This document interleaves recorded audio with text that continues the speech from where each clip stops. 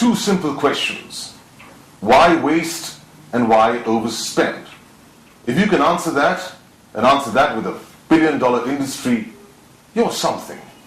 And that something is Dame Anita Roddick, the founder of The Body Shop, one of the world's most famous toiletries and cosmetics brands. And she's right here with us. Nice of you to talk to Headlines today, ma'am. Thank you. India, after 30 years of finding a body shop. Why did it take so long? Time is right. You have, it's a fantastic statistic. More middle class in this continent than we have. More middle class here than in the entire population of Western Europe. Yeah. You've got an incredibly intelligent and population. You've got a population of the middle class that travels, so they know about the brand anyway. Mm-hmm. You've got a really exciting development on retail property and retail change that's going on. So I think that's one major one. And then finding the right person to represent us in this country is major, and that just happened at the same time. This is exactly the scenario with which Coca-Cola came into this country a few decades ago, but they never succeeded initially. Well, they have had a big problem and still have on how they claim their water rights and so on. So I hope to God that we don't go in taking water from our the local villages and putting it into a product that really is not the most healthy product. What we've done is, and in a way, I think it's due diligence. We've spent 20 years here developing village economics in the way that we could, that's relevant, that sustains the village community. So I think we've, in a respectful way, have said, and we weren't even trading then, said, we feel now we can come in and will you welcome us in? And I think that's the sort of language that we've always approached when we've gone into countries. When you talk about health, in fact, that is your USP, the green revolution, so to speak, natural products. Now, it will sell well in the West. It has done incredibly well. But coming to India, which is closer to nature, naturopathy, Ayurveda comes naturally to us. You can get your products at a fifth the price. Why would one buy Body Shop?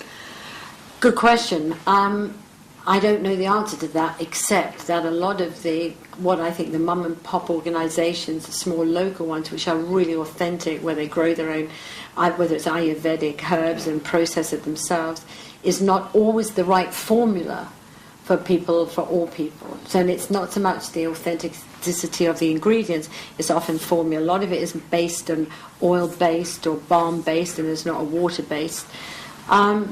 That's not what they say. No, they're right. And let's see. You've got a big enough population to embrace us and to embrace, the local. And I think supporting your local cosmetic industry that is local, made locally, processed locally, sold locally, I think is important. So I'm not going to be here saying, why us? What can we do? And I think our USP has not always just been about the green or the natural ingredients. It's always been about campaigning. I think if there was one thing that separated us from every cosmetic company, and almost every company per se, is our campaigners for human rights. So what's going to be your campaign for India typically? I don't know. What they will choose. My gut feeling is they'll look at very good NGOs.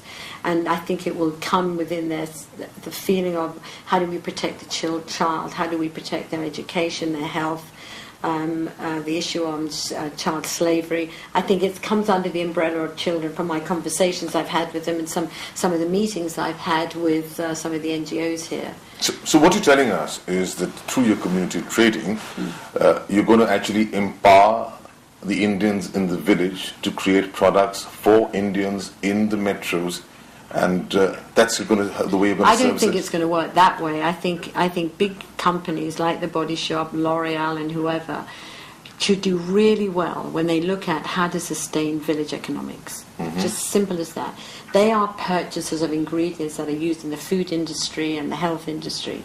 Can they not find a purchasing program that goes directly to an endangered species, the farmer, or women's cooperative, directly purchase the oils, the waxes, the neem oil or whatever it is that you can purchase in this country, as we purchase in Africa and around the world, and then put those products, those ingredients into products.